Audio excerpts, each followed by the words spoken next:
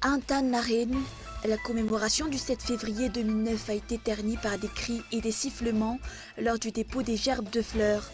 La guerre intestine de l'AV7 éclate au grand jour. Les 5 présidents n'ont pas été présents à la cérémonie de commémoration du 7 février 2009 organisée au Palais des Sports Mahamassen.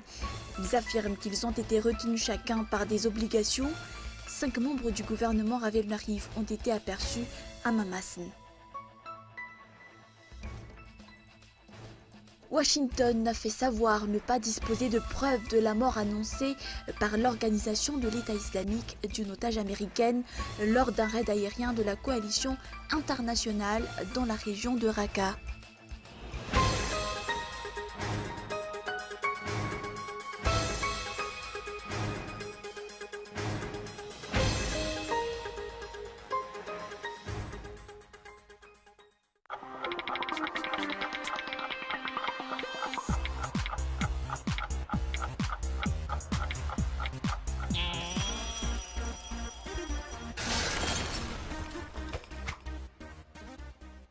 Et c'est parti, on va voir ce qu'on va voir. Oh mais regardez cette passe, ça va très vite, on se régale. On en prend vraiment plein les yeux. Oh le très beau geste. Et oui, et but! Si vous ne voulez pas vivre le foot à moitié, vivez 100% de la CAN Orange 2015 sur Canal+ Sport. Et oui, 100% des matchs en direct et en intégralité pour vibrer plus fort. Avec les commentaires de nos meilleurs experts et des émissions exceptionnelles pour décrypter toute l'actualité de la compétition. Bénéficiez de 5 milliards de remboursements pour tout premier paiement par Orange Money. Bonne CAN Orange 2015 sur les chaînes Canal+.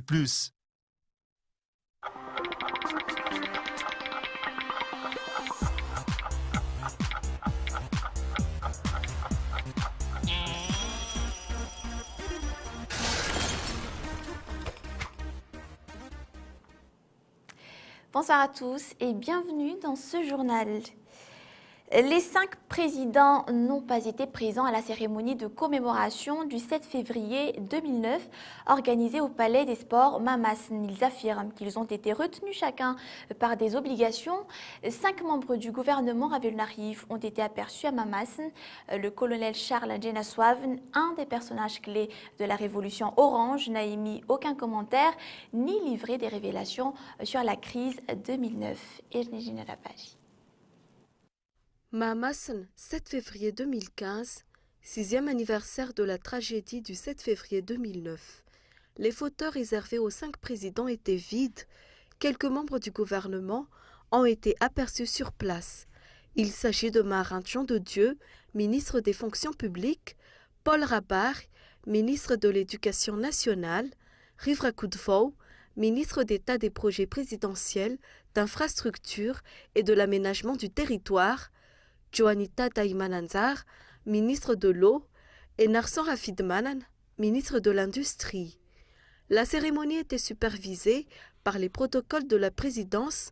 Rien qu'à voir l'organisation sur place, le culte de commémoration n'était pas pris en charge par l'AV7.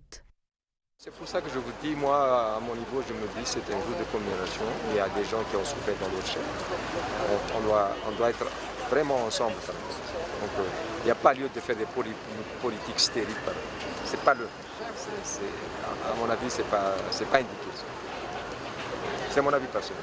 Maintenant, il y a des gens qui peuvent toujours spéculer, mais encore une fois, je me dis, c'est un jour de commémoration. Les gens pleurent encore leurs êtres qui ont disparu par rapport à ça. Et je pense que j'y crois beaucoup. Que tout ça va nous amener dans un avenir meilleur.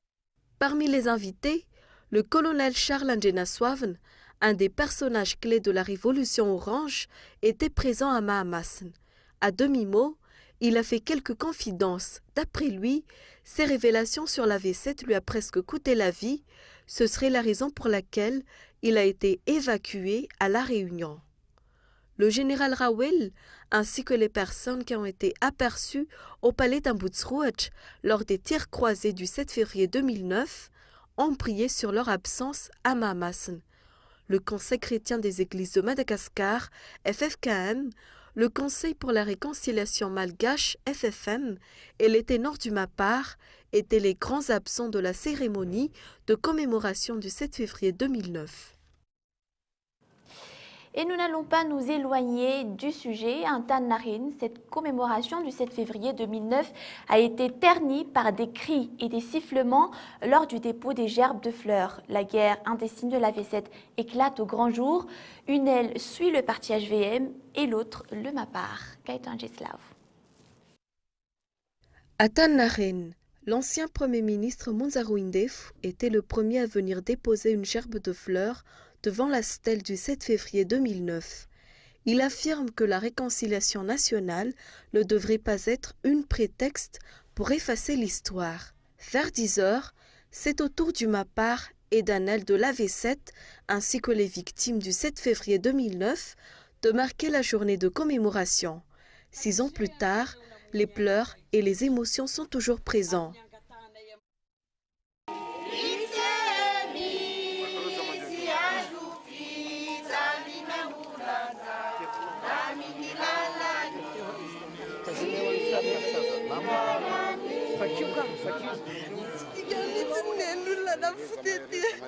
Semble-t-il que nous avons des problèmes avec l'ex-président Ravalomanana. Pourtant, la situation actuelle risque d'aggraver la V7 si nous n'avons pas fait un pas vers la réconciliation dont Madagascar exige pour avoir un programme national de développement. Je crois que c'est clair. Donc, comme le président de Déracire disait un jour, je le pardonne, mais je ne l'oublie pas. Je crois que c'est une expression bel et bien compatible à la situation à Madagascar. Donc nous aussi, selon notre dire, Ravalomanana a derrière lui des problèmes avec la nation. Le MAPAR et les membres de la V7 ont ensuite cédé la place au CST Alain Ramarsan. Ils condamnent la manière dont l'État a avili la journée de commémoration du 7 février 2009. Le calme régnait à Tannarin la matinée, vers 12h30, l'aile AV7, dirigée par le ministre d'État Rivra Koudfou et Bona Jean-Pierre, ont rejoint Tannarin. Le MAPAR, avec l'autre aile de l'AV7, les ont attendus devant l'hôtel du Louvre. Les cris et les sifflements ont commencé.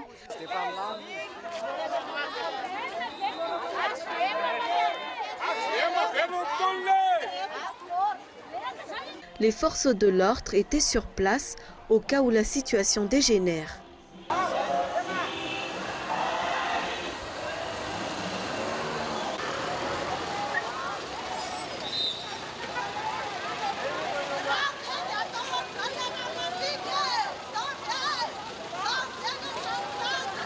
Bona Jean-Pierre s'est justifié que les membres de la V7 qui sont avec le HVM n'ont pas été payés. Mais quelques minutes plus tard, certains ont réclamé de l'argent. On a entendu sur place la somme de 15 000 ariars par personne. Des sources ont révélé que les habitants de plusieurs fouquetins de la capitale ont été transportés vers Mahamasn pour participer au culte.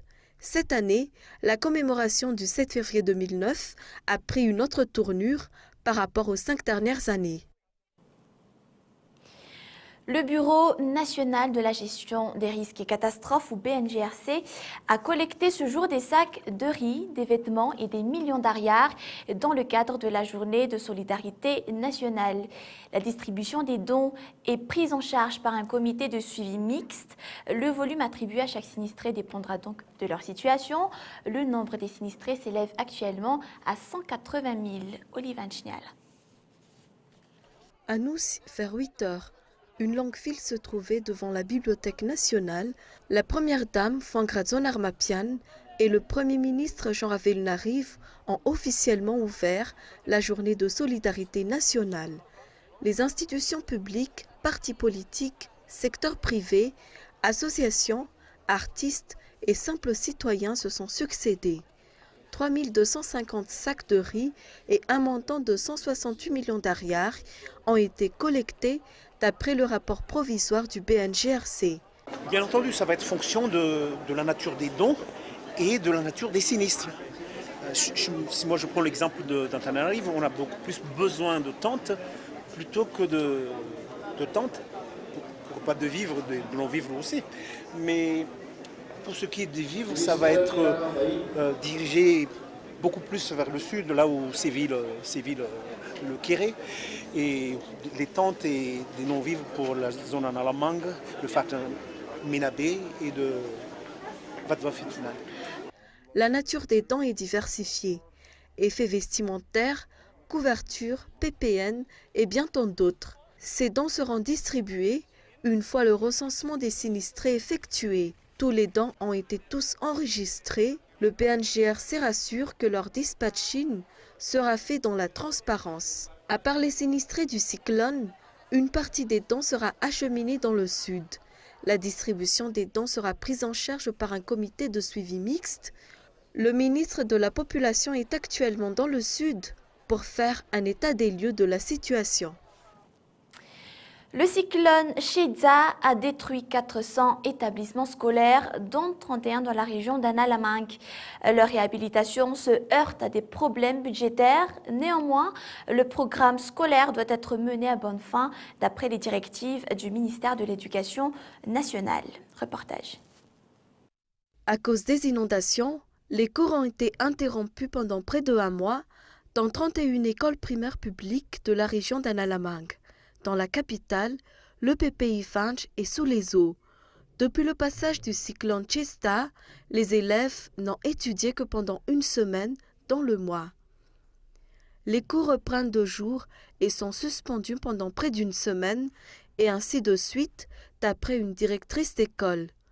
Non seulement les salles de classe accueillent provisoirement les sinistrés, la plupart des parents n'ont plus de toit. Dans le quartier d'Anousat Ouest, des séances de rattrapage sont organisées par les institutrices. Le ministère est formel. Le programme scolaire doit être terminé à temps, surtout pour les classes d'examen. La situation est alarmante. 400 établissements scolaires ont été détruits dans tout le pays suite au passage du cyclone Chesta. Leur réhabilitation ne sera pas effectuée d'ici tôt. Le ministère de l'Éducation nationale ne dispose pas de budget pour les travaux. Et puis la lutte anti-acridienne nécessite une enveloppe de 7 millions de dollars cette année. Un criquet pond des œufs 4 fois dans l'année. Alors, si un essaim se trouve sur une surface de 40 000 hectares, en quelques mois, les surfaces contaminées s'étendront à 800 000 hectares. La suspension de la campagne de lutte anti-acridienne aura donc de fortes répercussions. Écoutez les explications. Si on arrive à avoir les 7 millions pour cette année et les besoins pour l'année prochaine, on va revenir à une rémission. Et la rémission, donc il n'y aura pas de dégâts. Pourquoi la rémission n'aura pas de dégâts? Parce que les insectes restent solitaires, à une densité faible. Et avec des petits moyens, on peut faire face. Si on arrive à avoir ces moyens, qu'on soit sûr et certain qu'on va arriver d'ici 2016, quand la situation à revenir à la rémission. Sans ça, les conséquences seront graves. Merci. Et voilà, nous passons aux actualités internationales. On vous le disait en titre, Washington a indiqué ne disposer d'aucune preuve de la mort de l'otage américaine dans un raid de la coalition internationale dans le nord de la Syrie, après les affirmations en ce sens de l'organisation de l'État islamique. Dans un communiqué publié sur des sites djihadistes, l'État islamique a annoncé que l'otage américaine a été tuée par l'aviation jordanienne, mais impute la responsabilité à une frappe de la coalition sur une position en dehors de la ville de Raqqa. France 24. Les autorités américaines préfèrent rester prudentes sur le sort de Kayla Mueller. Sans preuve, impossible de savoir si cette humanitaire de 26 ans, enlevée en 2013 dans les environs d'Alep, est toujours en vie. D'après l'organisation de l'État islamique, elle aurait perdu la vie dans des bombardements de l'armée jordanienne. Les bombardements visaient plusieurs entrepôts d'armes de l'organisation terroriste. Depuis sa ville natale de Prescott aux États-Unis, sa famille, elle, dit garder espoir. Dans un communiqué adressé à ses ravisseurs, ses parents demandaient à l'organisation de les contacter en privé. Côté américain, l'heure était encore aux vérifications. À l'heure actuelle, nous n'avons aucune preuve pour vérifier les allégations de l'organisation de l'État islamique.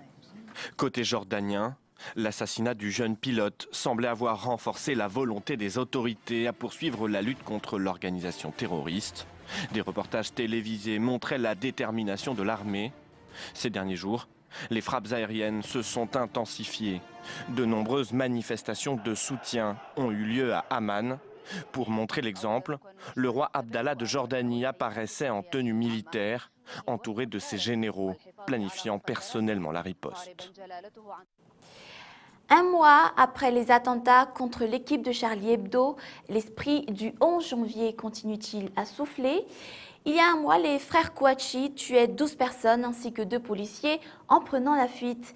Des fleurs ont été déposées ce matin encore dans le 11e arrondissement devant l'ancien siège du journal satirique. C'est toujours un reportage de France 24. Des hommes en armes sur tout le territoire. Aéroports, écoles ou encore lieux de culte, un mois après les attentats, la France est toujours en état d'alerte maximale. Malgré l'important dispositif mis en place, le ministre de l'Intérieur appelle à rester vigilant. Et la mobilisation est totale, 100% de précaution, mais 100% de précaution ne fait jamais le risque zéro. Des milliers de gendarmes et de policiers ont été déployés sur le territoire national, ainsi que plus de 10 000 militaires appelés en renfort.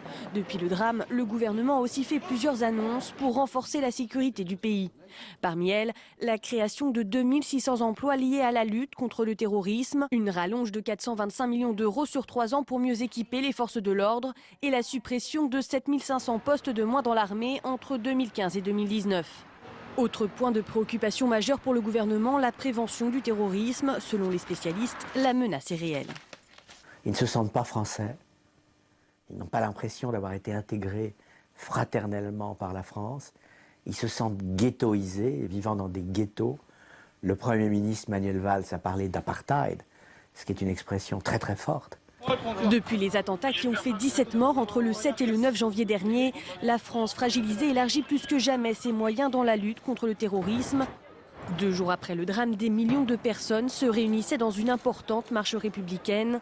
La semaine suivante, Charlie Hebdo était tiré à 7 millions d'exemplaires. Et c'est le moment du rappel des points développés dans ce journal. Aujourd'hui, les 5 présidents n'ont pas été présents à la cérémonie de commémoration du 7 février 2009 organisée au Palais des Sports Mamassen. Ils affirment qu'ils ont été retenus chacun par des obligations. 5 membres du gouvernement Ravelnariv ont été aperçus à Mamassen. Le Bureau national de la gestion des risques et catastrophes a collecté ce jour des sacs, des vêtements et des millions d'ariars dans le cadre de la journée de solidarité nationale. Le nombre des sinistrés s'élève actuellement à 180 000 et voilà, le cyclone Sheza a détruit 400 établissements scolaires, dont 31 dans la région d'Annalamangue. Leur réhabilitation se heurte à des problèmes budgétaires. Néanmoins, le programme scolaire doit être mené à bonne fin d'après les directives du ministère de l'Éducation nationale. Pour revoir ce journal dans son intégralité, n'hésitez pas à visiter notre site tv.cool.mg. Voilà donc pour l'essentiel. Merci d'être resté avec nous. On se retrouve donc la semaine prochaine. Au revoir. Je vous souhaite un bon week-end et une excellente soirée. Au revoir.